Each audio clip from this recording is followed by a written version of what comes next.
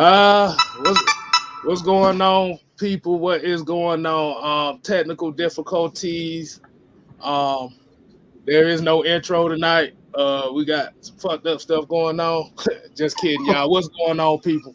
Um, welcome to. Hold on, wait a minute. Wait a minute. Yeah, we can't leave them without a bland background. Hey, welcome to Tuesday night's Heavy Hitters AFN style. As you already know, this is your boy, 6-man KStylzz. Get my high quality H2O. H2O, baby. To my stage left, as you see, Mr. Mad Mike Sports, the mad scientist with the bandana around his neck. He's on the CJ San Andreas side of the game. Yes, sir. Spiced up just a little bit. It's funny because I actually been watching reruns of CJ San Andreas. I was like, yeah, I need to get back playing that. Right. And we got your boy down here at the bottom. Mr. Jew Talk Sports, the minister of AFN. What's going on, fellas? How are we doing this evening? Gravy, baby. Gravy, baby. It's bittersweet, KStylzz, because it's the season finale, so it's bittersweet. Bittersweet. But like I said, before we go ahead and get into the real roll call, intro time.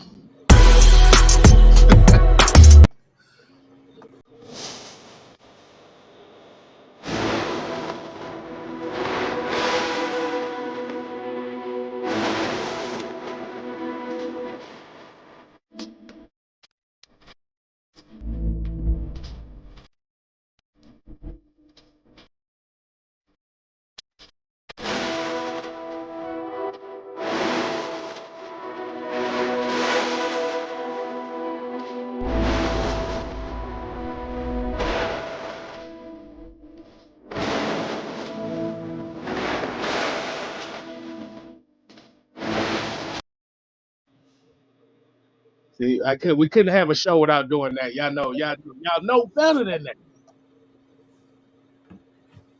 So you know what we gotta do, man. Now it's time to get to the real roll call. Somebody said I look like I'm in a penitentiary. I'm like, hey, big fella, you still so look good over there. Like, you gonna eat your cornbread? Like, no, you can't have my booty. I was just watching Boot downstairs. That shit. But as we know, at the roll call go, we got Mr. Joseph Thornton in the building. We got Miss Asia Green. We got Dee Dee. We got Noah Tyndale. Shouts out to Noah. We got Michael Walker in the building. Not that Michael Walker, but Michael Walker. YMOF Jamal. We got Low Ski, Raheem DeVille, Mr. Motivator, and we're going to do one more in Sean Corleone. What's going on, fella? How we doing this glorious evening? We on the cusp of the final game of the year, which is our biggest rivalry game, part 2. Mm-hmm. How we feeling about it?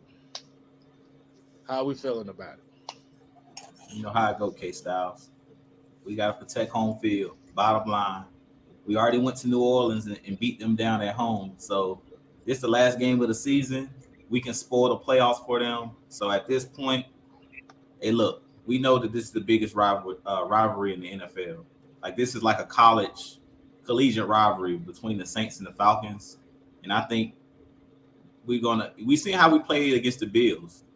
I think this team's gonna come out pissed off. I don't know if you guys checked out the Falcons Audible. That's something I check out on AtlantaFalcons.com on their YouTube page. And they talked about it. This team plays for 60 minutes. KStylzz says it every week. This team plays for 60 minutes. And that's what I love about this team. And that's why I said it's bittersweet, KStylzz. This is the last game. because Mike said it last show, and I kind of talked about it as well. This team, for all that they battled through all year, this team deserved to make the playoffs. I know nothing's given to you. You got to earn it. They didn't make the playoffs. You heard Arthur Smith saying they fell short, but you could see the distraught look on all these guys' faces. I don't know if you guys go back and like watch after the game. I did. Yeah, if you guys actually watch like their interviews and stuff, Deron Harmon, Foye, all of those dudes look pissed off, and they look like they actually like playing together. And that's something that I think as fans we take for granted. It's like the reason they were looking like the way that they were looking is because they know that everybody's not coming back next year. It's just impossible. From year to year, your team's going to change. So I think all of those guys were looking the way they were looking because this game coming up is maybe the last time they'll be in the locker room with their fellow brethren, you know, their brothers and stuff like that. So this group is like a bunch of misfits. You know what I'm saying? When I watch these guys out there, it's a bunch of misfits and guys that, you know, nobody thought this team was going to do anything. Let's just be real. When Calvin Ridley left, when Julio Jones abandoned us, like this team, everybody left this team for dead. So it's going to be bittersweet because I love the underdog. And to me, this Falcons roster was a team full of underdog type players, scrappers, dudes that actually earned everything that they got this year. So I don't want to go on and on. I'm going to let you guys, you know, jump in as well. But I love this team because they're a bunch of misfits. And I love when being the underdog, when everybody's counting you out. And to me, that's kind of how this Falcons team was kind of just left for dead. They threw dirt on us after that first game against the Eagles in week 1. And this team, all they did was scrap and battle. So at the end of the day, it is what it is. It's the season finale. But I really think that they're going to come out and try to spoil the playoffs for the Saints. Because if we ain't going, y'all ain't going. Come join us on the couch and watch the playoffs. Come watch us to the playoffs. What you got on that, Mike? What you feel about this game? I second the emotion.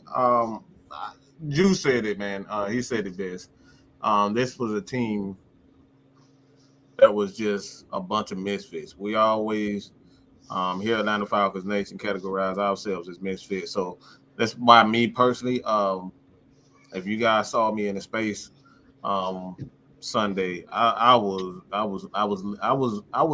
livid with the refs because like they deserve to be in the playoff this year. I don't like you said, I don't often say that, but these guys, just everything that they've been through this year. All right, let's just take it from the top a little bit. I'm gonna try to go as fast as I possibly can. From the very beginning, man, you lose your head coach. All right, your GM, you fire these guys right off the bat. These guys have been here for the last 5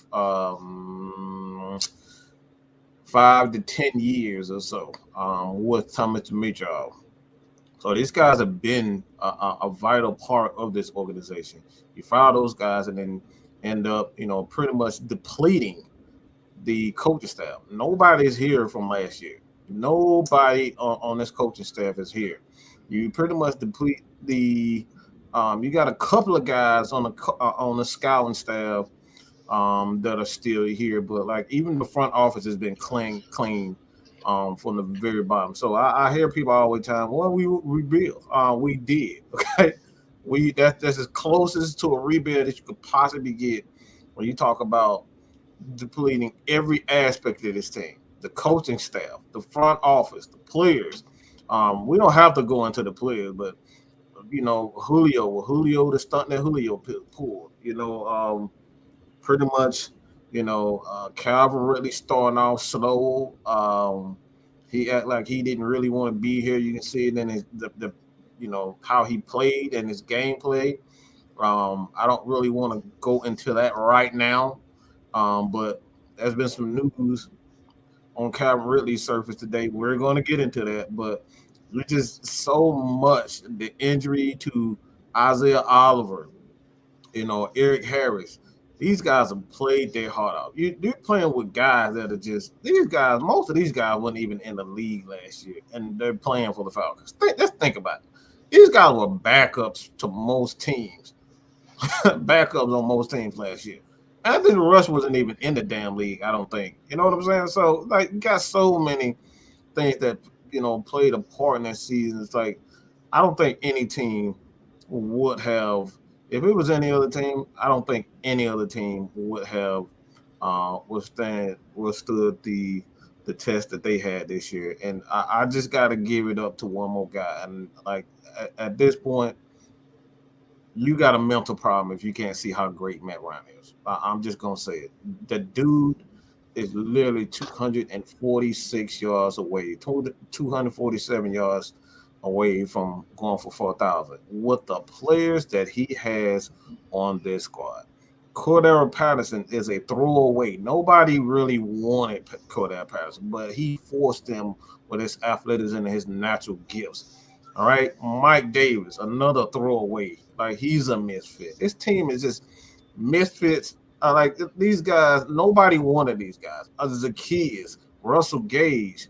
I could just go on and on. Nobody really wanted McGarry. Nobody even really knew anything about Chris Lindstrom. Hardly anybody knew anything about Matt Hennessy, Jake Matthews. Yes, he has that family lineage, but a lot of Falcons fans just want to replace him at the drop of a dime. Like he's not the best. One of the better left tackles in the league. And Jalen Mayfield, he started out horrendous in the preseason. That dude was absolutely trash in the preseason, and he turned his season around. So when you look at this up and down, I'm not even going to go to defense because it's been quite long enough, but this season, they deserve every bit of the 8-7 wins. Now, I'm just going to say 8 wins, all right? We're going to beat their ass, all right? I'm going to just put it that we're going to beat their ass. We're going to send their ass home so they can sit down and eat that goddamn gumbo. And I'm going to just say it like that. So, period, point blank, that's all. That's all. Oh, hey. Yeah, I feel you on that. Yeah, put it right there. Oh, my bad. I was just getting the couch prepared for the Saints right quick after this game. But, I had to make sure everything was straight. But, yeah, like I said, this game right here, as we know, the Saints got everything to play for. Falcons got nothing to play for, which means this might be the freest that this team has been in a very long time. There's a couple teams that's playoff hopes is riding on this game, not only the Saints, but the 49ers as well. I'm kind of on the boat with y'all as far as talking about a team of misfits. Let's just keep it real here. This team was literally built with great value products. This is basically, we had great value players this year, all across the board. You had a couple pricey people, but you, like I said, other than that, you basically just built this team on a bunch of one-year deals. Now, when they said, did they deserve to go to the playoffs? As hard as they fought, yeah. But at the end of the day, I still got to hold them to a curb as far as you still have to make the plays, even regardless if you have the great value talent or not. You're still in games. But this is what the learning experience was about. This is what happens when you got a bunch of guys that just threw together that ain't gonna be together after this year. We the bad news bears. We just ain't got to the end yet. Let's just call them that. Right. Bad news bears, but we ain't got to the end of the movie yet. But the Saints game, yeah, it's going to be very interesting because even though the Saints have a better record than us, they in the playoff spot right now. They haven't been looking too good this year neither. Now, they've had some breaks go their way, and we haven't. These guys are pissed. They felt like that game was in their grasp, and they just got took from them. Then you gotta go and take that frustration out and send the Saints send their asses packing home. That's all I gotta say, man. But let's go ahead and since we got that out the way, As y'all already know, the Falcons are underdog again, which does not surprise me at all. Let's go ahead and get into the 3 keys. What 3 keys do the Falcons need in this rematch to come away with the second W against the Saints? Go ahead, Mike. I'm gonna let you go ahead and kick us off with that one. Go ahead and mix that formula up.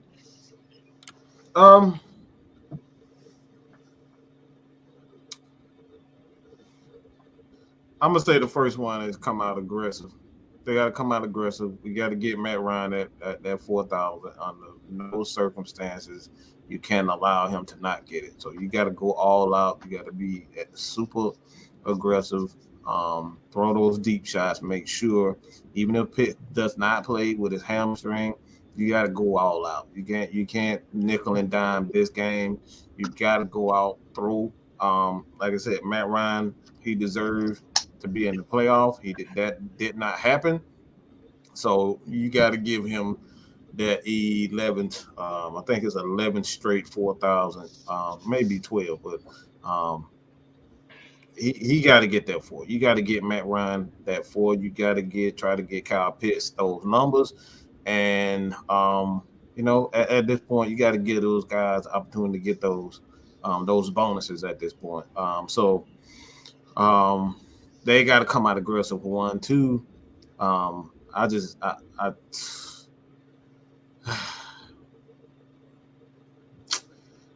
Dante Fowler got to come out and get at least 3 sacks this game.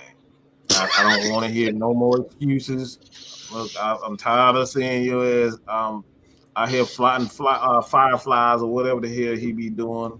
I don't know what the hell he be doing half the time. Like you had at least 3 sacks, at the least 3 sacks last year, last game against Josh Allen. So it's not a matter of does he have the talent. He obviously has the talent to get after the quarterback, but it's like you got the guy in your grasp, and it was seeing ghosts where he went to hug and it just go through your body. That's how Dante Fowler. He gets near the quarterback and just seems like his arm goes straight through the quarterback body. He has to get 3 sacks. So the second one is obviously Dante Fowler. I'm putting all the onus on Dante Fowler. You want your money, this is your time to show not only the Falcons that you can be, that guy in the rotation. So I don't think he's going to be a main guy anymore. I think that's past him. But if he wants to be a rotational piece, not only for the Falcons, but he's going to have to show that he has some value as a defensive edge rusher, because he's had opportunities, but he's just not getting that. Third, first and foremost, I'm just going to say it again. I'm tired of looking at number 28 tiptoeing. I'm sick of him. I'm just I need you to do something, okay? I need you to do something. All these people up here talking about the offensive line. Look, how do you know? I'm a just be graphic. The hell with. I'm gonna just be graphic, and forgive me, all you, and you probably want to put your kids away when I say this, but how do you know if you got some good 6? Okay, you got to get in there. You got to get in there, bud, don't you? If you don't get in the hole, okay, if you don't hit the hole hard, or you don't hit the hole properly, how you gonna ever know that it's good 6? Okay, you gotta hit the hole properly. You can't be tiptoeing around, and you can't be sprinkling, dabbling. You gotta get in there, okay? You gotta get in there. Okay, so Mike Davis, I need you to get in the damn hole, okay? Get in it, don't tiptoe around it. And all the ladies, y'all feel me? Y'all get in the hole, Mike. Get in the hole. I'm tired of seeing you tiptoeing around it. So that's my 3 keys to victory. I'm done. You said so basically what you said, he bullshitting in the hole. He bullshit. I just had to say that. I apologize. Like I said, I gave y'all warning. I'm sorry. I apologize, but I just had to say that. That boy said Mike Davis be short stroking in the hole, boy. I'm like, God damn. Get in the hole. We need running backs gonna get in the hole. It making the offensive lineman look so much worse than what they are because he tiptoeing around it. Just get in there, man. But does that mean that he's tiptoeing with the lights off? Is that why he ain't hitting the hole properly?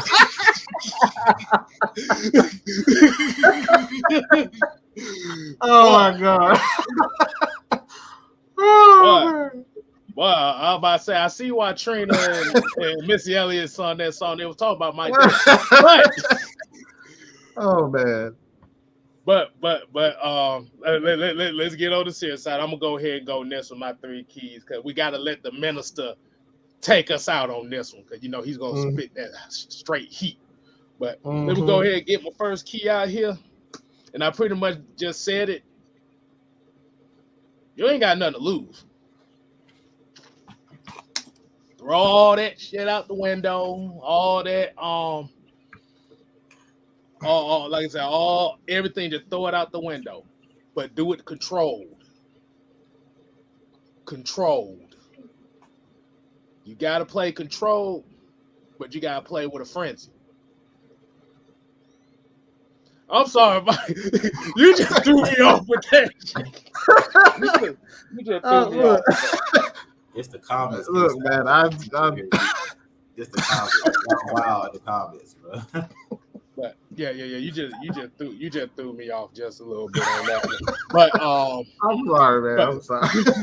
But yeah, basically you ain't got nothing to lose, man. You just gotta go out there and just play your game. Like you said, guys, like Mike said before, you playing for incentives now. This is the point in time where we just need to find out who wants to be on this team or not next season. Like I said, you got a lot of 1-year deals. You might have a couple more 1-year deals coming in after this. So we have to play with controlled emotion because, like I said, it's a rivalry game. And, with situations like this, penalties will come. We have to control that, but play with a rage at the same time. 2,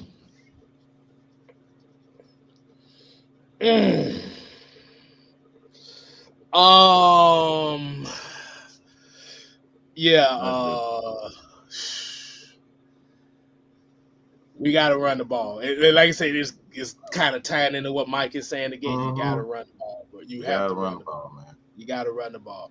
Like I said, I need to see Quadri Olson run the ball, rock this game. I need to see him. I ain't worried about Mike Davis running the rock right now. I'm not worried about Cordero Patterson running the rock. I want Quadri Olson running this rock because he may be the guy. He may be the lone survivor of the backfield at the end of this season. It's a possibility. So you want to see what he can do in this game because remember he didn't.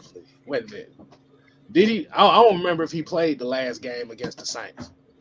Because the last time the Saints were played, I was in the hospital, so I could. I don't think so. I don't think. Quadri? Yeah. So, Quadri didn't I play. don't think so. No. He didn't play. So, okay. So so let him. Like I said, I need to see him be the bell cow in this matchup because, as we know, Mike Davis, Seattle. The blue chew ain't working for him. He running on limp dick fuel and shit. So we don't need to see him no more. Cordero Patterson, he needs to go back and play his normal position at wide receiver. Spell at times as running back. So where he ain't got to take the hit. So I won't see Quadri Olson run the rock. And 3.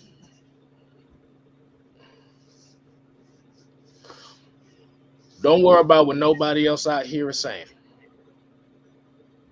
Do not worry about the criticism from the Falcons, from the Falcon media and the fans that are talking shit about this. As the players, don't worry about the media. Fuck them. This is your game. play your game. Mm-hmm. And that's my 3 keys right there. Oh, and like we said, 60 minutes. That's the universal right there. 60 minutes. That's the law. That's the law right there. All right, let's go ahead and pass this down here to Jew. What you got for us? So the first key to victory for our Falcons to win this game, it's going to be win the turnover battle. Win the turnover battle because we on the road. This defense is on the road as far as turning them over. Win the turnover battle is 1A. 1B for this game is once you get that turnover, you have to capitalize on it. The offense, you have to score on those short fields. When you get that turnover, whether it's an interception, whether it's a forced fumble, you have to go. The offense have to capitalize on the turnovers because that's something that we haven't been doing. In this last game, Foye came up with a key interception in the start of the third quarter, and we didn't go down and score on the short field. So we gotta do that. Second key to victory in this game is gonna be run the ball. KStylzz just talked about it. You gotta run the ball in this game, and you have to establish the line of scrimmage. We did that in the first game against the Saints. We know that the Saints, the strength of their defense is the front seven. So you got to set the tone on the offensive line, Mayfield, those boys up front. I don't care who's running the ball. Like Mike was saying, whoever's running the ball, just hit the hole. You got to, because in this game, the Saints is one of those teams where they going to hit you in the mouth if you don't hit them first. And I talked about this a couple of shows ago where you got to throw the first punch when you playing the Saints. Period. You got to throw the first punch because the Saints is one of those teams that they're going to try to intimidate you. They're like bullies. The Saints, we always talk about their secondary holding and things of that nature. Marshawn Lattimore and those guys in that secondary. I forget the kid's name, number 22, that KStylzz that you love for the Saints. I can't think of his name right now. But he talks trash to everybody. And he got punched by somebody on the Bears. Gardner Johnson. Yeah, Chauncey Gardner Johnson. Yeah, him. You know, we know how the Saints secondary and those guys are.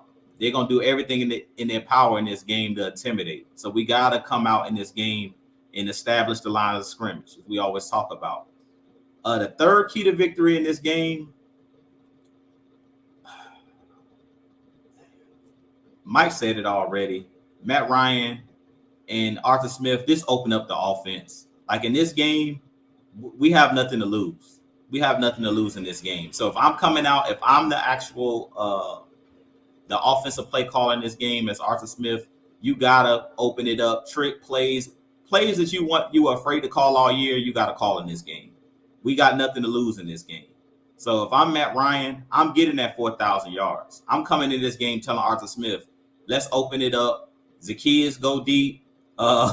Russell Gage, Kyle Pitts. If you playing in this game, I already did my video earlier talking about Kyle Pitts. He's gonna get that 1,000 yards in this game, or that might be a record of 1,080 yards. He's gonna get it in this game if he plays. If I'm Matt Ryan, I'm getting my 4,000 yards passing in this game for the season. So in this game, like we said, we got nothing to lose in this game. I really expect the Falcons to I expect this to be a blowout. This might shock you guys. I expect the Falcons in this game. I think a lot of people are expecting a close game, but I'm thinking this is going to be a blowout because I really think that this Falcons team is going to come out.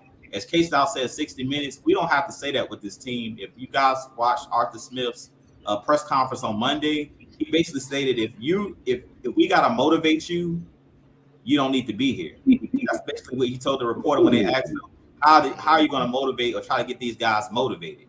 He said these guys are professionals. Even though the playoffs is not, we missed the playoffs, we fell short. They know what the standard is here as Atlanta Falcon moving forward. So he's not trying to motivate, trick these guys. They know that they're eliminated, but at the end of the day, this team has shown us, like I said, that they misfits, they scrappers. And I think in this game that I really think that there's going to be a blowout in this game. But one more thing that I wanted to say that I should have actually had in the keys to victory, and this is just an honorable mention. I'm not too sure if Taysom Hill is their starting quarterback. Is Taysom Hill the starting quarterback this week? I know he didn't start last week. I know they had Ian Book. I think he was like on a COVID list or injured. I don't know. I think he's on a COVID list. But if he plays in this game, if he plays in this game, if I'm Dean Pease, I don't want to see what I saw last Sunday against Josh Allen. If you're a quarterback out there trying to truck people, hit him like he's a running back. Hit him like he's a wide receiver. Hit him like he's a tight end. I know a lot of people might say you might get a flag, but at the end of the day, the line got to be drawn somewhere. I know you guys seen when Foye knocked Sam Darnold out the game against the Panthers. At some point, this defense got to draw the line somewhere. These defenders have to draw a line somewhere that if you're a big quarterback and you're running like you're a running back, I'm going to treat you as you're a running back. I'm not going to treat you as if you're a franchise quarterback because I didn't see Josh Allen last week sliding a lot. You got to birth their ass. You got to birth them. Exactly. You got to come with that. You got to set a tone at some point. So that's just my honorable mention in this game. If they play Taysom Hill, I'm tired of seeing quarterback powers and things of that nature and our defenders trying to pull up. Forget that. In this game, if he run, knock his block off. That's just be real. If these guys are going to run the ball, carry the ball like they Mike Turner or like they one of the bigger running backs, like they a Derrick Henry, treat him as if he's a running back. At the end of the day, he's a runner. So we got screwed last week with that Matt Ryan giving himself up and all of that junk, and he still ended up getting hit. So I'm teaching all them guys in the film room. I'm saying as long as you're not playing like KStylzz stated, you don't want to play with it has to be controlled aggression. But in this game, if they're in the open field and they're a running back, quarterback, and they're running as if they're a running back and they're not sliding, hit them as if they're a running back. Because last week I seen our guys kind of pulling up a little bit when Josh Allen was running the ball, and he was taking advantage of that. Like when guys were pulling up, he was stiff arming guys. And in this game, I don't want to see that.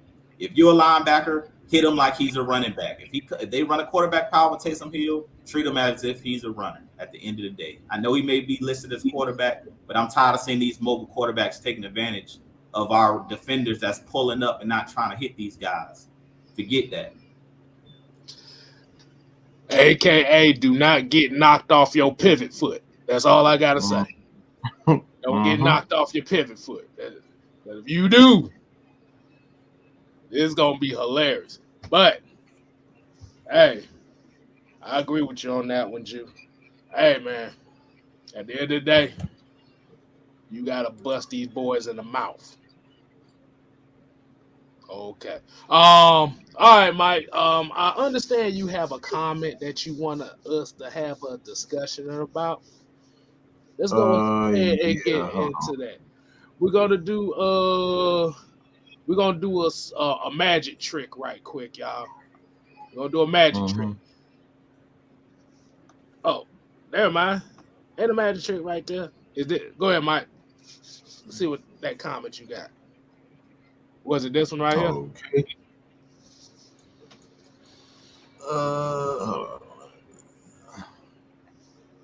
And while he's pulling that up, let's go ahead and get in a couple of these comments. Let's get in a couple comments before we get into that. Silas Draven said, "Damn a flag if they touch the ball, wreck their ass." Exactly. I like that. Hey, like I said, you ain't got nothing to lose now. And this is kind of what you were just saying about Josh Allen. He said he threw 3 picks and they stopped throwing the ball after that. That says a lot. And we can't put the blame on Route 96 because he didn't play in the Buffalo game. So we can't throw Route 96 out there. That was just that right. That was just you getting your. They attacked the edge. They really did a lot of. They attacked the edge this time, and that's it wasn't pretty with the edge. They kind of slowed it down everywhere, but yeah, they won at the edge this game. If y'all don't know what the edge is, that is Dante Fowler and Steven Means. So, yeah. And Atlanta Nation here says Sean Wells wasn't having any of it last week. Who the hell he was? He wasn't. He got a flag for one of them, boy. He said, damn that. But go ahead, Mike. Let's go ahead and get to that comment you was talking about. All right, so we have a Mad Mike's comment of the week. So basically, Mr. TR here said, blame wide receivers all you want, but when you have two tight ends with the size and speed of Pitts and Hurst, you have Patterson who can catch out the backfield, and you do nothing to scheme the wide receivers open. It's on the novice OC. Arthur Smith needs to have his OC responsibilities taken away seriously. Guy came from a predominantly running team and completely wasted a year of Matt Ryan's remaining years. It's the OC's job to counter what the defense is doing. Yet you see the same thing happening with the offensive game after game with zero adjustments. Smith seems to be another Quinn. Can't be a head coach and coordinator at the same time.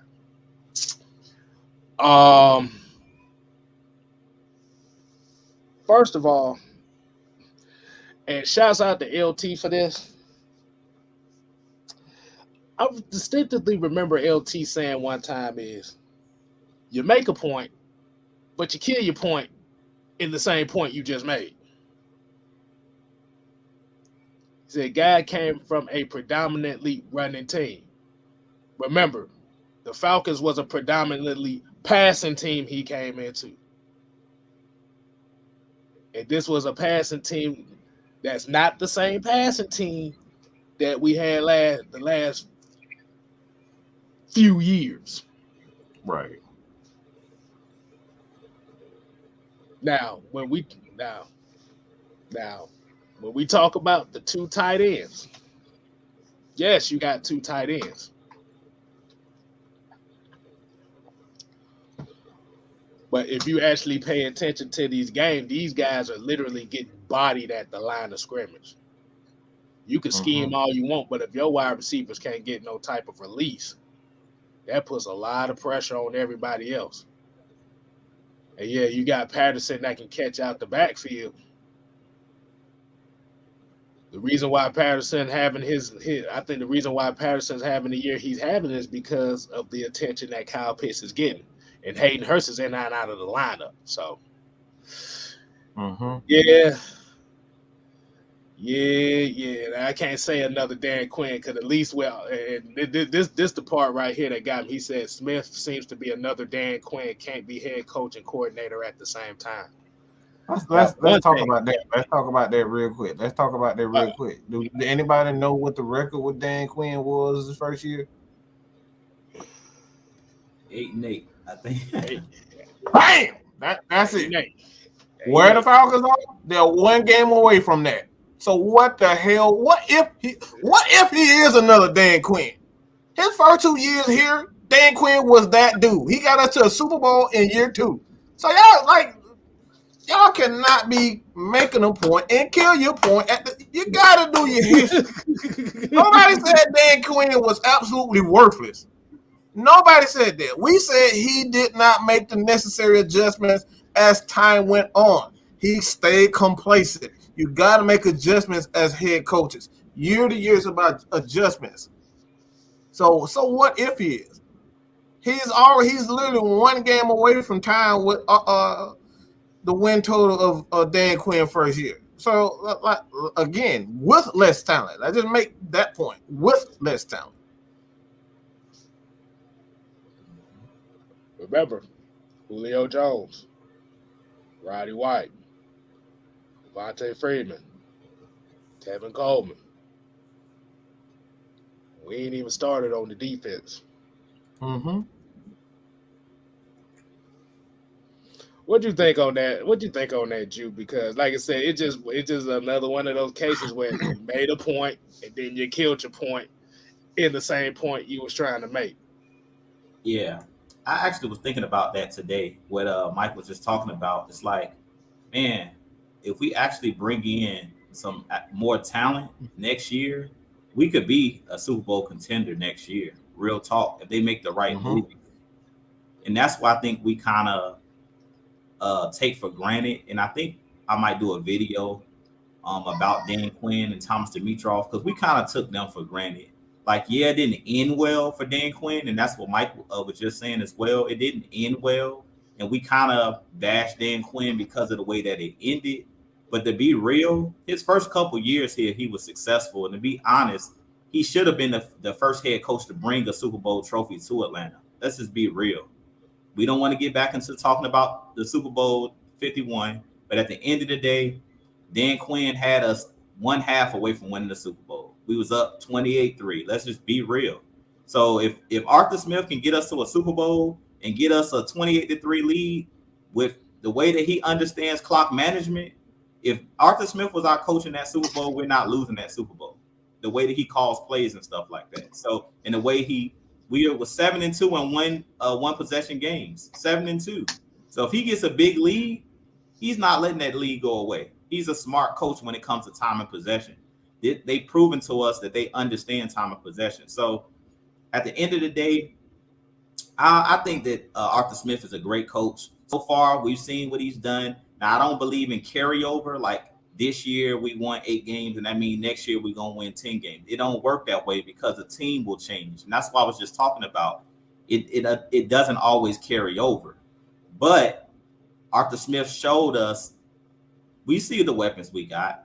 Mike has always talked about, if we playing a game of Madden, and this is franchise mode, how many players on this team, on that offense, you taking on your team? Let's just be real. You're not taking none of these guys. Boy, they'll be rotting away in free agency, I tell you that. You're not taking none of these guys. That's why I call them misfits and I call them underdogs. There's no disrespect to these guys, but we just devoid of talent right now. So once you draft, more talent and you bring in guys, and if we do get Calvin Ridley back or whatever, whatever happens with that situation, or we trade him and get draft picks, at the end of the day, this team is going to be, have more talent on it than it had this season because you already got a Kyle Pitts coming back next year. So you can add on that. Kyle Pitts, CP comes back, and then you bring in another wide receiver. Matt Gono comes back possibly, and you insert him on the offensive line. If these guys don't improve, you got guys coming back. You got Isaiah Oliver that possibly will come back. So it's a lot of talent that's on this team. It just the ball didn't roll our way this year. Like the injuries, guys stepping away from the game, it just didn't go our way this year. But I really think that if you give this roster to any other head coach in the league, I don't know if you get 7 wins or 8 wins out of this roster. Let's just be real, especially not in year one, because I think that's another thing that we're not looking at. Not only did Arthur Smith get 8 wins or 7 wins so far out of this roster, but this is his first year. So you still also are implementing your scheme. And that's another thing that people are not really paying attention to. It's like we haven't seen it's layers to schemes.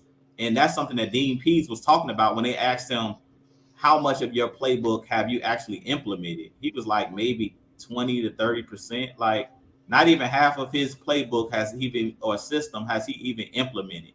So let's just hold off on saying if these guys suck or not. Just like we say, give these players time to develop, give these coaches time to actually teach their scheme and bring in guys that fit their scheme. Because then again, these are not guys that they brought in. He inherited a lot of these players that don't really fit his scheme. That's the reason why they went out and got a bunch of guys on 1-year deals to try to fit their scheme. As you say, we went to the Dollar Tree, Dollar General, whatever you want to call it, and we kind of just tried to piece it together, bringing in guys off the street, practice squad guys, like being elevated. So we don't know. I really think that just from what we've seen this year, it's promising from what this coaching staff has showed us, void of talent. I could just imagine if Julio was still here with Calvin Ridley, with Kyle Pitts. Like, we're talking about 7 wins right now. We probably would be easily sitting on 10 or 11 wins because we're not losing those games to Washington. If you have a Julio Jones or Calvin Ridley, we're not losing those games, to even the Philly in the first game. You're not losing these games when you have, that talent. So I just say be patient with this coaching staff. I'm really impressed from what I've seen so far, and I'm just going to wait and see because we've seen Kyle Shanahan in his first year as the offensive coordinator. It looked horrible. The next year, everybody's like he's a genius. The first year, I was ready for Kyle Shanahan to go. But I'm like, all he's doing is throwing the ball to Julio every play. Me? I know I was. Yeah. So, and then the next year, we were like one of the highest scoring teams of all time in the league. So that just goes to show you it was layers to his offense. Matt Ryan had to get used to his offense. They brought in more talent, Taylor Gabriel. You bring in guys to fit the scheme and understand the roles, and you understand how to use these guys. So coming into training camp next year, say Calvin Ridley doesn't come back, you still have the guys like Kyle Pitts, who's been in this system for a year, Matt Ryan, that understand how to use the guys that are currently on the roster, and they understand what's missing from this team. Because we all sit here and watch this team all year long, and we see the gaping holes. So they're going to go out and make the proper adjustments. We just got to be patient at the end of the day. It's not going to happen overnight. We got to be patient. Yeah, because you don't want to be caught in a situation where you bringing in new head coaches and new OCs every year. We seen that. What that get us? Bringing in guys. And that's really, to be honest, KStylzz, what you just said was the reason why Dan Quinn went downhill every single year, because he tried to scapegoat his coaches. Like, let's be real. That's really when the Falcons and Dan Quinn's regime started to go down. It's like when they got rid of the Brian Cox, when they got rid of Kyle Shanahan left, but then they got rid of Sark. To me, Sark was pretty good the first year that we had him. We should have just stuck with him, but Dan Quinn kind of scapegoated those guys. He scapegoated him, and he scapegoated what's the defensive coordinator that we had that 1 year with Marquand Manuel. Yeah, Marquand Manuel. He didn't give it time. Like, he did scapegoated those guys. So that was pretty much when we went down. Richard Smith. He scapegoated Richard Smith too. Right. That's when everything went downhill, KStylzz. Like you said, we started just flipping all of our coaching staff. We had no chemistry. We had no consistency. And that's what happens when you're a team changing coaches year after year after year. Look at the Cleveland Browns. Every year, that's what you said, coach. That's what you said. That's why you wanted the offensive head coach, so he can have that stability on the offensive side of the ball. Exactly. Right. That's the main thing you want to keep. You have that, and like I said, we have to use. And you just said the Cleveland Browns. You have to remember the Cleveland Browns went through a point in time when they was getting new head. I think for like 5 straight seasons they was getting new coaches. Jacksonville. Look at Jacksonville this year. Jacksonville is another one like that too, and that's not how you decision on somebody. Gotta make a decision on the guy and stick with it. You can't keep changing plans every year, changing quarterbacks every 5 to 6 years or so. You gotta make a decision on the guy. When you get that guy, especially at the quarterback position, this is why the Falcons don't want to. Like, not even the Falcons. Like, even look at Pittsburgh. Ben Roethlisberger. I'm just gonna say that. More power to Ben Roethlisberger, man. Had a great Hall of Fame career, and he's definitely going down, in my opinion, as a Hall of Famer. I don't think anybody hands down. Hands down. He's definitely a Hall of Famer. So yeah, I just got to give a shout out to that. So I'm at the end of the day, you gotta have something. You gotta make a decision what the identity of this team. And if you're an offense, if you're a team today, you can't afford to not have that stability on the offensive side of the ball. You gotta have a guy. You gotta have an offensive guy. And I'm just gonna say this. I don't think you can have a team without I just don't think you can afford to have a defense. I think the days of defensive coaches being head coaches, it might be shortening because like I said, offense is what sells tickets these days. And offensively, you got all these guys, you paying a quarterback hundreds and $200, $300, $400, $500 million. You need that stability on the offense side of the ball. So it's like you're going to see more teams hire offensive coaches. And that's just my opinion. And I think the Falcons, for the most part, they realize that this too. The Falcons have had 3 straight defensive head coaches, if I'm not mistaken. I don't remember what Jim Moore was, but I think he's a defensive guy, if I'm not mistaken. I could be wrong there, but let me see, Jim Moore. But yeah. To be honest with you, I don't know what the hell Jim Moore was. I don't know where he did. I don't know where he's good at. I'm just gonna be honest. But yeah, I just don't. The Falcons have gone, defensive. I know for a fact that they've gone defensively 3 straight years, 2 straight years, and it was like, okay, this not working. We need to go offense. Yeah, and that was from 2008 to 2020. So you had 12. That's why I wanted an Yes. offensive coach. And that's another thing, going back to the comment that was made, that y'all just pulled up. He was talking about Arthur Smith calling the plays. To be honest, sometimes that's the best thing to have is a head coach that is calling the plays, because you don't have to worry about them being hired from up under.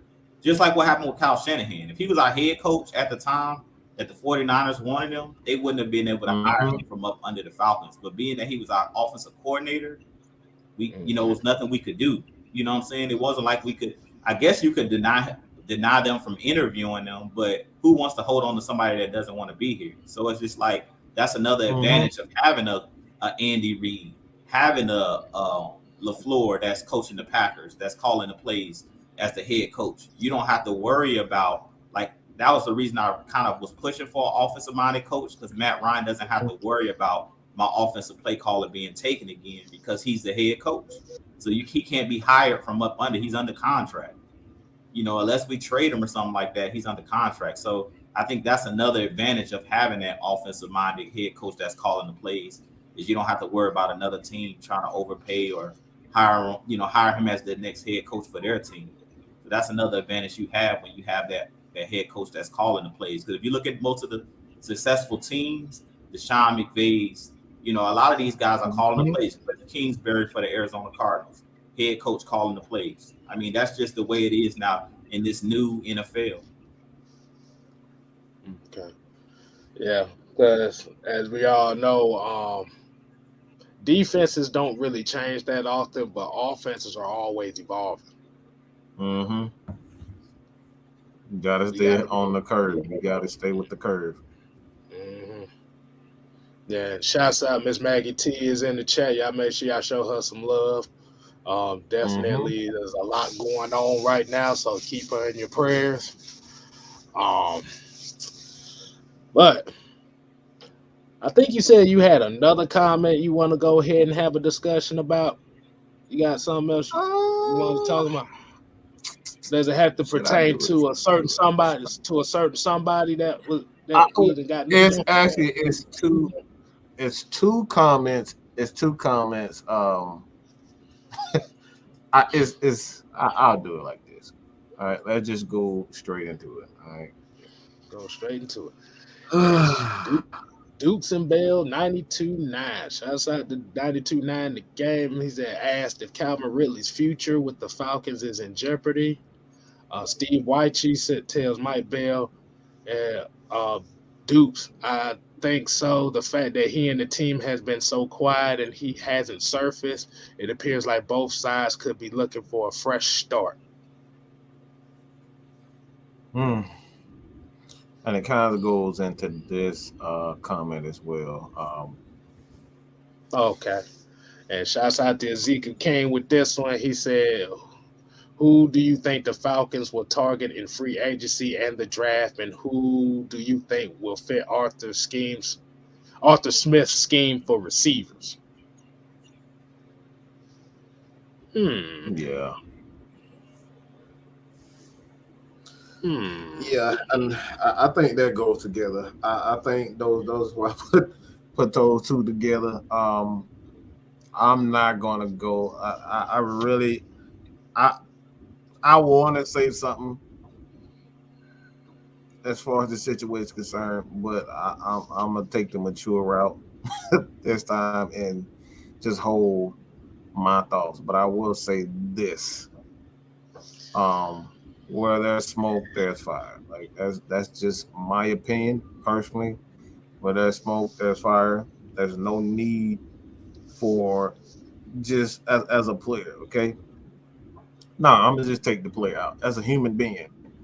You got people that care about you. You got fans that really look up to you. They love a lot of these. Like, cause look, I'm a huge Mark Calloway. If y'all don't know who Mark Calloway is, aka the Undertaker, I love the Undertaker. I will lose my shit if I ever made if I ever met him. And this is the guy that I, as a child, as a kid growing up, I watched this dude and I was mesmerized by him. So he is my idol. I hold him up this, you know what I'm talking about, up here with my father. You know what I'm saying? My parents. So when you got kids that literally they watch you every step, people just want to know if you're okay. So if you're not at least at the very least not showing your people, not showing your fans that, hey, I'm okay. I'm not where I want to be, but I'm getting there. If you're not at least doing that, for me, that's a problem. For me, that's a sign of selfishness, and you can take it whatever the hell you want to take it, but it's a sign of selfishness, and it's a sign of, you just worried about you. And at some point, people do have to worry about them, but at the same time, you got to understand people genuinely care for you. There's a lot of people out here who genuinely just want to know if you're doing okay.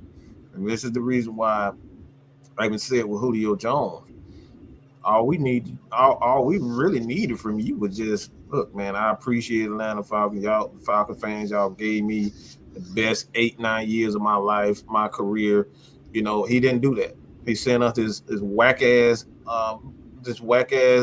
written statement that was obviously some bull crap, and it just didn't show any respect to the fans. And I think that's what a lot of players of today, and I will always say a lot of players today, just in sports in general, they just have no respect for the fans. They have no respect for the fans, and they just don't care. It's all about the money. It's all about, all right, I'm gonna get mine, and you gotta show, because without the fans, like, who is LeBron James as without the fans? Who is Kobe Bryant without the fans? Who's a Michael Jordan without the fans? Who's a Tom Brady without the fans? These fans are the reason why they are so great at what they do. So for me, I think Calvin Ridley should have done that at the very least to his people, the people that love him, spoken out, and we've seen nothing. All right. The reason why I say that goes into the draft. The draft, I don't think you could at this point. I just don't think you can disregard the fact that you gotta go for a receiver. You gotta upgrade this receiving core both in free agency and in the draft. You can't neglect it. Matt Ryan, whether he is the quarterback, no quarterback can be successful with this what we have. All right, no quarterback can be successful with what we got. Okay, I just keep it real. Especially a young quarterback. A young quarterback, you're gonna bring a young quarterback even to groom. For Matt Ryan to groom, he's going to need the proper tools. You can't be feeding him crap and expect him to be, a great quarterback. It's the same thing with we seeing with Justin Fields. Justin Fields doesn't have a lot of weapons up there. You got to make sure that he has the proper weapons. The guy, the guy in New York, he doesn't have a lot of weapons. You look at Trevor Lawrence, he doesn't have a lot of weapons. And this is why these guys are starting to slowly go down, because they don't have the proper weapons. Quarterback needs weapons, all right? No quarterback in the game has ever done anything by themselves. You look at the best, they've had Hall of Fame receivers. Every quarterback that is in the Hall of Fame has had a Hall of Fame receiver, whether it's a receiver or a tight end or a running back. They've had that. So no quarterback can do that without the proper weapons. And I say the Falcons are going to get a receiver. Whether they trade the pick, trade down, I don't know, but they're going to get a wide receiver. Yeah, because by looking at this wide receiver free agency class as of right now,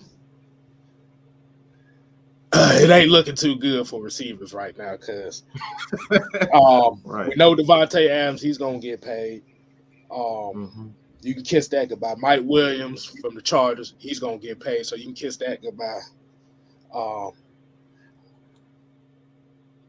Outside of that, the best you can do, Sammy Watkins, I'm good. Allen Robinson, Will Fuller. You said I'm good quick. I'm good, bro. Oh, man. Like I said, Allen Robinson is kind of like 50-50, but it's like when you look at this list, like I said, like you said, you'll look at a Jamison Crowder. Heck, No. That's it. go ahead, resign Russell Gage. That was I said it's going to get to a point where, like I said, Russell Gage will get re-signed. Chris Godwin gonna get re-signed by the Buccaneers. Ain't no ifs, ands, or buts about that. So you can kiss that one goodbye too. I say the closest person that you can shit. They got nothing but damn small ass receivers in the damn free agency, boy. Outside, like I said, I think the only name that I will look for in this draft, in this free agency right now that I am seeing is Alan Lazard, but he's restricted, so you gonna have to give something up for him. Mm-hmm. But outside of that, I'm resigning Russell Gage because everybody else looking like, I don't know about it. Right. They got Alshon Jeffrey at the bottom of the list. So, oh boy. Oh man. Nah. I think what's gonna hurt Michael Gallup is that injury. Like I said, that injury. Mm-hmm. Yeah, that's gonna hurt. That's gonna hurt him. So, T.Y. Hilton, he's not gonna fit in this offense neither. Nah, he little too. He's small, and he got a lot of miles on him too. Mm-hmm. What you gonna do? Get Odell Beckham Jr. to come down here? Nah, we good on that too. We good. We might as well keep Calvin Ridley. I'd rather take my team. I'm gonna roll the dice, dog. Forget that. I roll the dice. Sammy Watkins, AJ Green, Emmanuel Sanders. Oh God! Somebody said Dez Bryant. Oh boy. You can get Juju Smith-Schuster. What? No. but nah, bro. The wide receiving class and free agency right now this year does not look good right now. I'm just gonna say that right now. So they're going to end up drafting a wide receiver. Only problem is we don't know when they're going to do it, but they're going to end up addressing that. Mm-hmm. We got no choice. Then I know people saying like with Devontae Adams, Jonathan Rozier said the Packers don't have the money to pay Adams. Besides, if Rodgers don't return, he ain't gonna want to stay in Green Bay anyway. Hell, we ain't got the money to get Devontae Adams. All right. I think the tides are turning on these receivers. A lot of these organizations don't want to play these deeper receivers because they just acting a fool right now. Like all of them are acting a damn fool. Like even I know your boy Cooper Kupp is having a hell of a year, but even he's acting different. He acting real cocky right now. Yeah, he about to break the record. Yeah, he about to break that record. And plus, he already got his money. Mm-hmm. Oh my God. Yeah, at this point, we need to draft the wide receiver, guys. Like we're gonna have to draft a wide receiver. Like y'all was saying, I don't know if it's gonna be in the first round, but I would say go best wide receiver available, whether it's in the first or the second round. But I also think we need to take a running back as well. I think we'll have to draft both. And I was really shocked that they didn't do it last year. To be completely honest with you guys, I didn't think that they were going to just go with Mike Davis. I really thought that they were going to take a running back because we know Arthur Smith's offense is predicated off the run. So yeah, it's nice having Cordell Patterson, but that's not his primary position, like y'all were talking about earlier. But he ends up being the primary ball carrier for this Falcons team because Mike Davis didn't turn out to be what we thought he was. And we kind of did what KStylzz was just talking about. We went down the list of whatever, running backs they thought would fit this scheme, and they decided to go with Mike Davis, which Mike Davis was not a starting running back to begin with. You know what I'm saying? So we rolled the dice and took a chance when we really should have just went in the draft. Like I said, every year, draft a running back. Every single year. Don't pay a running back. So I think we're going to have to do both. We're going to have to go in and get a wide receiver and go in this draft and get a running back. And we're seeing great wide receivers come out every year. Look at Jamar Chase this year. This guy got like almost 1,500 yards receiving, 13 touchdowns. Not saying that every receiver is him, but the way that the college game is set up now, wide open with the wide receivers, you can go and find a talented wide receiver. KStylzz just talking about it. Cooper Kupp, like the list goes on and on. Guys that people never heard of. Adam Thielen, recently. Jefferson that plays for the Vikings. Justin Jefferson out of LSU. I know Pickens is coming out from Georgia. It's a lot of guys out there. All I ask is whoever we bring in a wide receiver that has size. That's all I would say is whoever we bring in a guy that has size and that's physical. Right. And looking at this free agency running back class, it looks a whole lot better than that wide receiver class. I tell you that now. Yeah, I still ain't paying nobody out of there. I don't care who on that list. That's what I'm saying. No. I know. I know. I ain't paying nobody. I know that boy said he don't want no already been used ties, but he wants some fresh tread on the ties. I want some brand new cheap ties, dog. Yeah, exactly. Yeah, like I said, that wide receiver free agency list right now looks way better than what that wide receiver looked. But at the end of the day, we need some young backs here as well. I saw somebody say, like I said, I'm sifting through the comments. And this was interesting because I know I've been hearing a lot of this stuff going on is Tyler Huntley, like Tyler Huntley's ended up becoming like the hot commodity name right now. We all know the backup quarterback and stuff like that. What do you feel about that? Because I know me personally in the draft, I want pass rushers. I won't. But the problem is we in a situation we need everything right now. Yeah. What y'all feel about that? Because I've been hearing this name for like the last 3 weeks about bringing Tyler Huntley here as a backup quarterback. Is that the guy that played for the Ravens? Mm-hmm. Yeah. I'm good on that. See, this is the problem that I have. This is the problem that I have when you have a guy that has like a one good year. Nobody has tape on this kid. So initially that first year, and that's why this is something that Mike is big on, me, Mike, and KStylzz here at the AFN, consistency.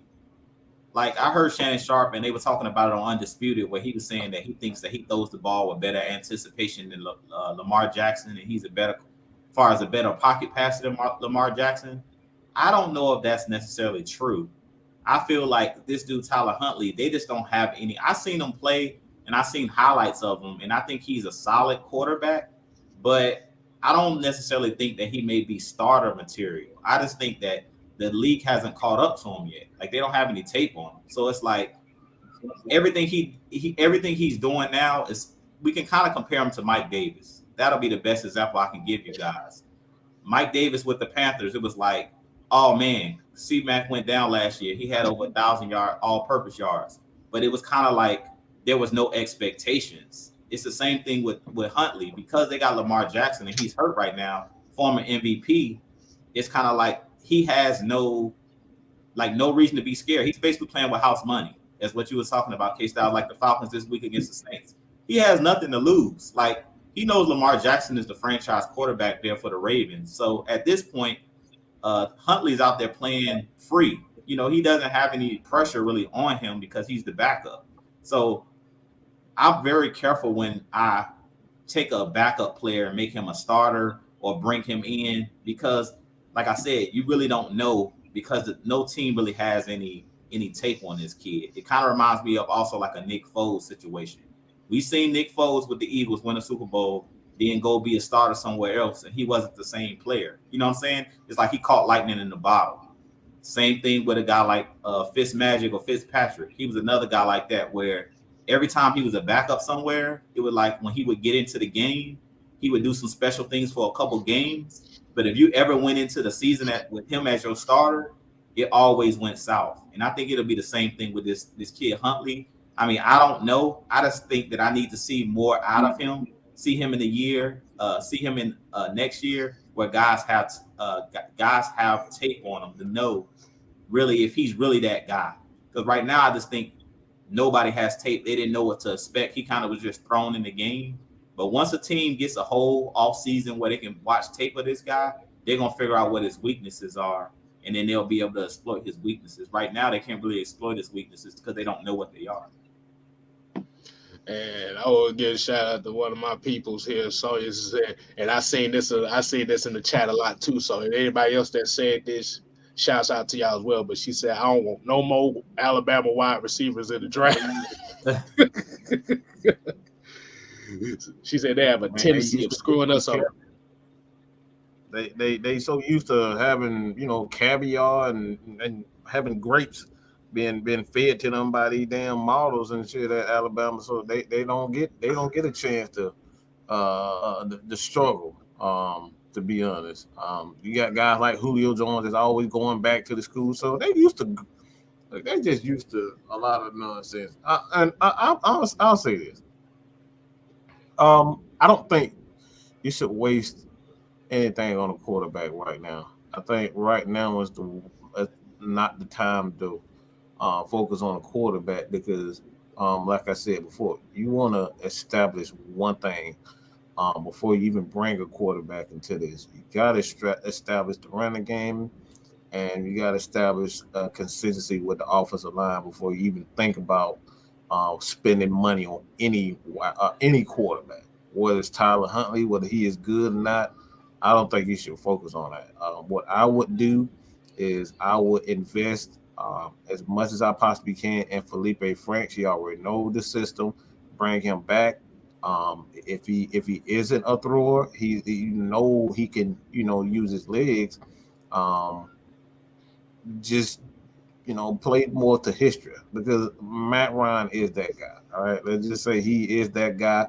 I don't foresee him going anywhere anytime soon. But you can't bring a quarterback in here. He's going to be destined to fail without the proper running game, the inconsistencies with the offensive linemen, and we know those wide receivers are just doo-doo, okay? They doo-doo. They some smelly poo-poo, all right? They're not going to get it done. So I don't want to, me personally, what I'm going to do, if you do, for whatever reason, I'm not spending no more than $2 million on him. I'm not doing it because you can essentially do the same things with Felipe Franks and just do what you said, invest in the trenches, but go and get a bunch of offensive. Just go get a bunch of running backs. Run the damn ball. Get a bunch of running backs, run the damn ball, play solid defense, invest in your defense, get a bunch of running, and just pretty much recreate what the DVD was. That was the blueprint. And shout out to Dan Reeves for that. He created that. Mm-hmm. That was his vision, the DVD. It's like we had a solid defense, we had solid running game, and Michael Vick just added that, that extra oomph to what we already was. So at this point, don't bring in any other quarterback into a situation that is destined to fail. I just don't think that's the proper thing to do. You roll with Matt Ryan, you roll with Felipe, but I will not bring any quarterback into this running game. It's fixed. I'm not doing it. I'm not setting these players up for failure. It's not the right way to do things. And we also have a Cash App. Shouts out to Mackenzie Kendall Mayweather for the $2 support. Thank Definitely you so much. appreciate that. Definitely appreciate that. But damn, I forgot what I was gonna say. I actually forgot what I was gonna say. Um, yeah, I'm kind of on that. Yeah, like I said, I want to build this foundation. As much like we said earlier, this technically, even though we was in denial before the season started that this was not a rebuild, and the reality was this was a this was the start of a Mm-hmm. rebuild. But the biggest Mm-hmm. difference was you got a head start on the rebuild early because you played all your rookies. You let them get Mm-hmm. you let them get their feet wet up here. Um, man, and I think like you said, it all starts in the trenches. It starts with running the ball. You need a running back. You need edge rushers. You need a wide receiver. It's like I said, it's just too much. It's just too much that we need right now as far as trying to. It's just too much, man. Because like, bruh, Jacob Tatui Mariner is still one of the top 3 sack artists on our team, and he ain't played for this team since week 8. You heard me, Mike? Mm-hmm. Mm-hmm. Yeah, I hear you. Did y'all? I wonder if y'all understood that. I hear you. Jacob Tatui Mariner is tied for second in this team in sacks, and he ain't played for this team since week 8 or 9. Whew. We need them trenches, but we need a lot. But the one good thing about it is you got to see what these young guys got to do. They can only get better from here. If they don't get better from here, then you draft. That's why you got the draft. You got to build your team through the draft. Free agency is just the cherry on top.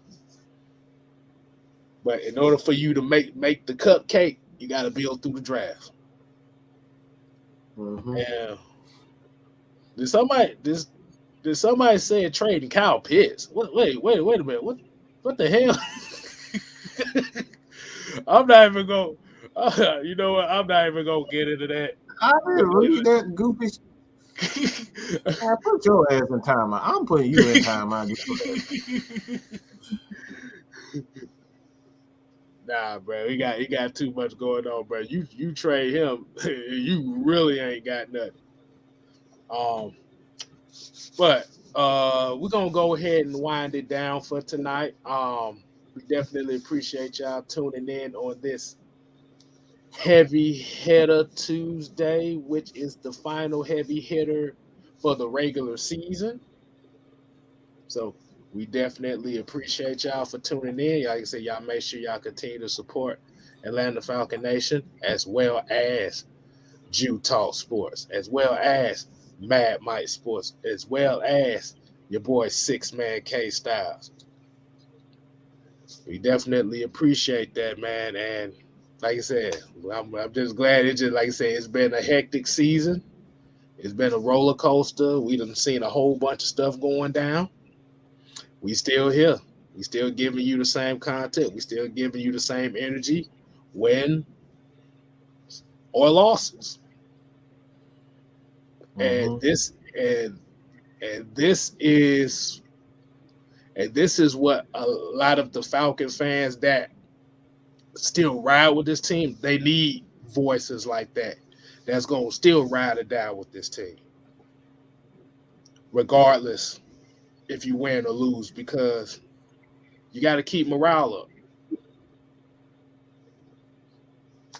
That's just what we do, man. So fellas, y'all got any final thoughts y'all want to get before we go ahead? Go ahead, G. Well, I just want to thank everybody for tuning in as always. Like you said, it's the last heavy hitter show for the regular season. It's the season finale. But we're gonna end on a high note. Last home game of the season against our rivals, the Saints. So we'll get to see this team one more time for the year. Hopefully they can end on a high note at home. Like you said, man, I'm proud of this team no matter what. Like we said, we ride or die. We bleed that red and black all day. We're gonna always rep our team no matter what, whether it's 0-17 or whether it's 17-0. Like I said, I think that this team has something to build on heading into the offseason. So if we can end it on a high note at home, Arthur Smith and these guys, I expect him and Terry Fontenot to get in the lab and bring in some more players. Like we said, bring in some more talent that fits this scheme. And I think we're going to see a much different team next year. But they're starting to build that winning culture. As we say, they're laying the foundation right now. This season was to lay the foundation at the end of the day. And to me, they did a solid job of laying the foundation to get 7 to 8 wins in your first year and basically be like a 500 team. Basically, this team all year have beaten the teams that they were supposed to beat. And they're pretty much the only teams that we've really struggled with are the teams that have the talent, the upper echelon of teams, the teams that we were supposed to handle our business, like the last, couple years when Dan Quinn was here, losing to teams like the Browns before the Browns were the Browns of, today with Chubb and all of those guys, losing to teams like Tyrod Taylor when he was playing for the Bills. We're not seeing that. Out of this group, we've seen the games that we're supposed to win, the teams that we were better than, like the Lions, we won those games. So, like I said, that's all you can ask for. These guys have laid the foundation. And like I said, I expect this team next year to be in contention and be contenders to push into the playoffs. But this year, they were in it the whole season, all the way down to the last game. Those guys were in the playoff picture, which when everybody thought that, like I said, everybody threw dirt on us and pretty much said that this team was not going to be able to do anything. So with that being said, I love, like I said, the passion that this team played with. Shout outs to Matt Ryan and those guys that's in that locker room. Shout outs to those guys, Arthur Smith, Terry Fontenot, for a great season. And like I said, I expect them to, bold prediction, I expect this to be a blowout on Sunday. I think they're going to blow the Saints out at home and shock a lot of people, knock them out the playoffs, and then we'll be able to build on next year. But with that being said, I'm going to kick it over to Mad Mike. But I appreciate you guys. Definitely hit that like, subscribe button for us. We shouldn't be too far from 2,000. So definitely go over and hit that like button, like and subscribe button at AFN. TalkSports. I think I'm like 7 away from 1,500 subscribers. So I appreciate you guys. Get your boy to 1,500 subscribers. But I appreciate you guys.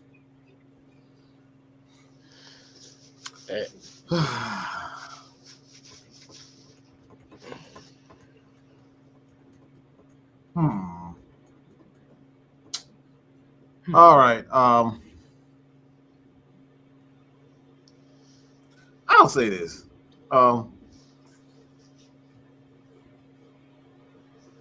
This Falcons team is a lot more. It's built for success much more than people realize. And I actually took time to really think about this. If you look at the history of Arthur Smith, his foundation is a lot like Kyle Shanahan. It really is a lot like Kyle Shanahan.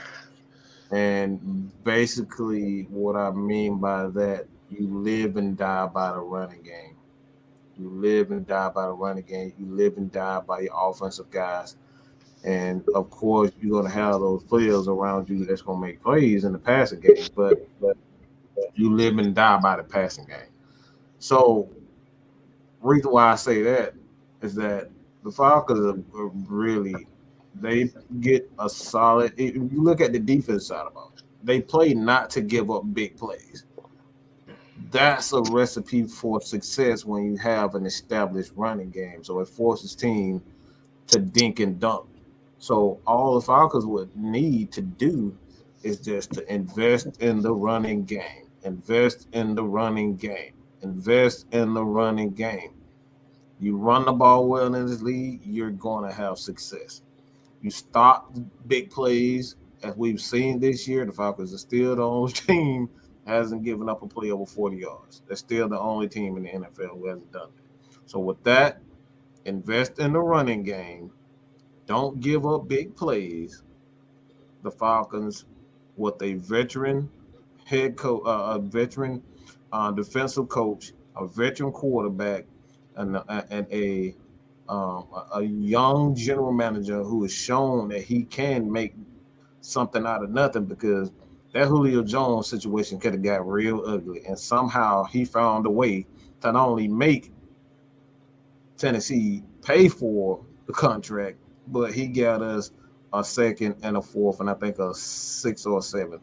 So he got us picks in that situation. So this is a recipe for success, and I think a lot of people are going to be shocked at how fast the Falcons get back to winning. And it's going to be right back to old Dan Reeves, grind it out, play solid, hard-nosed, disciplined football, and we're going to get back to being accountable. Accountability. That's something Mr. Reeves always stated. You can go back and watch our interviews with quite a few players. They always said Mr. Reeves was always a guy accountability. Accountability. You're not going to come in here with that foolishness. All right, you're not going to come in this locker room with this foolishness. If you got some foolishness going on and he walk in there, everybody straighten up. That's what I like about Arthur Smith right now. You coming there with that foolishness. If I feel like I got to motivate you, your ass is out the door. No more of that type of stuff for Atlanta Falcons. The culture has changed. And Ms. Maggie, what you got? Hey everybody, how y'all doing? I just wanted to get on while I got a little energy. I know I didn't even realize this was like the season finale, so I definitely need to announce this. I'm okay. It's just a lot of fatigue and dehydration and just getting better. And then we're mourning the death of my godmother's mother.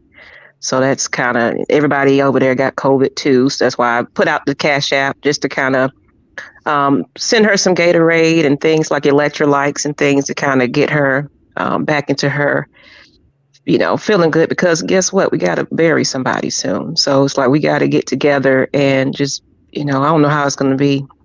It's kind of sad time because it might end up being virtual. And she was like the big mom of the family, if you get what I'm saying. She was 88, dementia, but I think COVID probably pushed it. But I'm here to say this, that we are a family. I appreciate everybody that's come here and donated and showed love. I know everybody have their own things going on in the chat. I've seen everybody's lives develop and, I got this and I'm sick. And, we're all going through something here in the United States and, all over the world, honestly. And I just want everybody to stay safe, pray. It's time to uplift. I'm going to be starting my motivational videos again on my other channel that I kind of put on the sleep. So you're going to see a lot more of that. And as well as you probably wonder where Miss Maggie T's channel went. We migrated that to the All Atlanta Sports channel now. So I've been incorporating a little bit of my Hawks media updates and things. So that's going to be our focus. Hawks, Braves, Atlanta United. We might even incorporate some wrestling. Y'all been asking for it. We about to give it to you. So y'all been there for us. In 2022, we got some big people behind us coming. It's a lot about to happen and change. What you knew AFN as, you're not going to know it again like that starting this year. So y'all just be on the lookout. I appreciate everybody supporting, donating. It's much appreciated. So start looking on over to, Atlanta Diehard Fanatics. We have 2 channels. We'll give you guys more details about it. But at the same time, Atlanta Falcons Nation doesn't stop. So it's always going to be content, but we focus more on educating you and some history in the off season. So, and maybe even some shows from some people. So different type of shows. So y'all just hang tight, watch it happen. Okay, I'm just go ahead and get back to resting, but I love everybody. Okay, appreciate you guys. I'm out. Definitely shouts out to her. Like I said, y'all keep them in your prayer. You keep everybody in your prayers because you never know what the hell can happen out here. Um, like I said, definitely continue to support. Um, we got Whiteboard Wednesdays coming on tomorrow with your boy Noah Tyndale. And then following that, you're going to get the 6-man combo season finale on Thursday. So y'all be on the lookout for that. And as we say here at AFN, we ain't here to play. We here to stay. You ain't got to go home.